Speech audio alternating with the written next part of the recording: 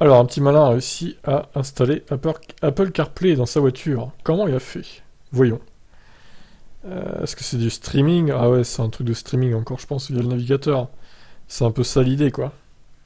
Le développeur a utilisé... Alors, oui, ça c'est vrai qu'on en avait déjà parlé, hein, je me rappelle. Michal, c'est encore lui, du coup? Ah ouais, c'est toujours le même. Ok.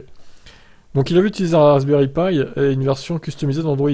Gapinski l'appelle Android Tesla Project, et il fait ce que son nom indique, fournir une interface Android auto à laquelle vous pouvez accéder via le navigateur web intégré à la voiture. Ce n'est d'ailleurs pas la première fois que nous voyons une telle solution de contournement apparaître, puisque le développeur AA Wireless propose également d'utiliser le navigateur internet par défaut du véhicule pour installer Android Auto. 6 mois après avoir publié une première vidéo montrant comment pouvait fonctionner Apple CarPlay dans une Tesla, il a maintenant publié la première version alpha disponible de Tesla Android sur GitHub, ou GitHub plutôt, pour que d'autres puissent la télécharger et l'essayer. Si vous souhaitez tenter l'expérience, vous devrez d'abord vous équiper d'un Raspberry Pi 4 exécutant un micro-logiciel personnalisé basé sur Android, un Raspberry 3 sous Linux, un modem LTE et un point d'accès Wi-Fi. Putain, le délire. Oh là là, comment c'est compliqué, quoi. Bon, au pire, laissez tomber, hein. Le logiciel Tesla est très bien, pas besoin d'avoir Android Auto ou Apple CarPlay, hein. Après avoir suivi le long processus de configuration disponible sur GitHub, le navigateur web intégré de Tesla peut se connecter au Wi-Fi du Pi et accède à l'interface Android. Une fois connecté, vous pouvez utiliser soit Apple CarPlay, soit Android Auto.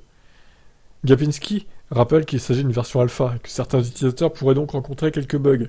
Il est par exemple possible que l'expérience ne soit pas totalement fluide, mais overclocker son Raspberry Pi pourrait être une solution temporaire à ce problème. L'accent commence à être mis sur une meilleure intégration et une simplification, promet le développeur. Très beau, ça c'est vraiment... c'est du bricolage, hein, c'est un peu de la geekerie un peu extrême. Hein. Moi, j'ai jamais utilisé Android Auto dans mon Kona électrique. Pourtant il est compatible, mais j'en vois pas l'intérêt en fait. Donc après voilà, chacun voit midi à sa porte. Mais en tant que possesseur de Tesla, je pense pas que vous ayez envie spécialement d'utiliser Android Auto ou Apple CarPlay.